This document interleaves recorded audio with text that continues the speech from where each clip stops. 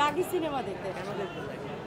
দাগি দেখতে আসছিলাম যে আফরান নিশো ওর অ্যাক্টিং ভালো করে, বাট মুভিটা ভালো লাগে না, টেলিফিল্ম টাইপের হয়েছে, আমার কাছে খুব ভালো লাগে না। মানে টুইস্ট তেমন কিছু একটা ছিল না, এটা সিনেমা টাইপ মনে হয়নি। এই আর কোনো ভুল ছিল সিনেমার মধ্যে?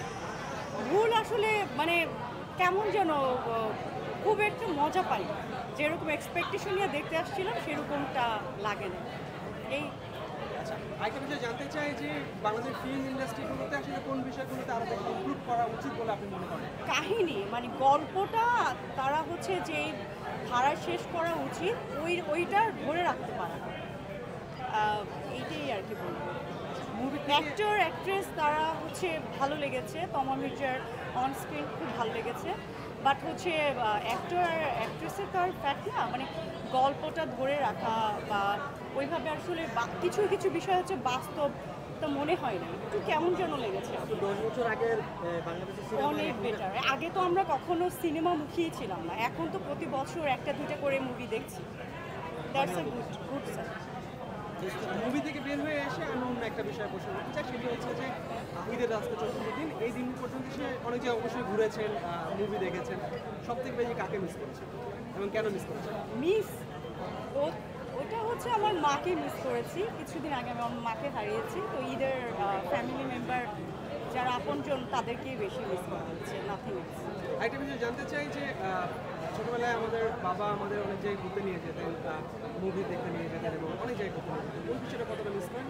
মানে আগের মুভিগুলোর ব্যাপার ছিল অন্যরকম। আগে আমি যখন ছোট ছিলাম তখন আমরা লুকিয়ে বা আমাদের যারা সিনিয়র বোনরা ছিল লুকিয়ে আমরা হচ্ছে ফ্যামিলির বাইরে গিয়ে অবাধ্য হয়ে সিনেমা দেখতাম, ওই জিনিসগুলো এখন আর নাই, বাট ওইটার ফিলিং আলাদা। তখন সালমান শাহ ছিলেন, মানে ওই মুভিগুলো ডিফারেন্ট, ওই এনজয়মেন্টটা আর এখনকার এনজয়মেন্টটা আলাদা, ওইটা অন্যরকম। খুব রিয়েলিস্টিক ছিল এবং খুবই ভালো লেগেছে। নাটক থেকে সিনেমায় যে আসছেন ওনার কি মনে হচ্ছে সিনেমাটিক ফেস আছে আপনার? হ্যাঁ, মানে উনি কি ম্যাচিউর হচ্ছে আগের চেয়ে সুরঙ্গ হচ্ছে? হ্যাঁ, সুরঙ্গ থেকে আগে অনেক ইমপ্রুভ করেছে, ভালো লেগেছে। আর আপনারা তো আরো যে শাকিব খান আরো মুভি আপনারা দেখবেন কিনা? আমরা কালকে দেখেছিলাম বরবাদ, ওটা স্টোরি লাইন এত ভালো লাগেনি, স্টোরি লাইনটা তো স্ট্রং ছিল না, বাট এটা ভালো ছিল। আপনাকে বরবাদ দেখে মনে হয়েছে যে এটা মিক্স আপ হয়েছে অনেক অনেক মুভির বা হ্যাঁ। অনেক শর্ট চেনা লাগছে কিনা? কিছুটা লুকটা অ্যান্ড দেন হচ্ছে যে ফাইটিং সিনগুলো ছিল অনেকখানি। আর দাগের মধ্যে কি দেশীয় গল্পের কোনো আভাস আছে কিনা? না মনে হয়েছে যেটা আমাদের গল্প? কিছুটা ছিল তো, বাট ভালো হয়েছে। এরকম গতানুগতিক বাংলা মুভির মতন না, অনেক ডিফারেন্ট হয়েছে, যেটা আমরা হিন্দি মুভিতে যেরকম দেখি ওরকম ভালো লেগেছে, ইমপ্রুভ হয়েছে।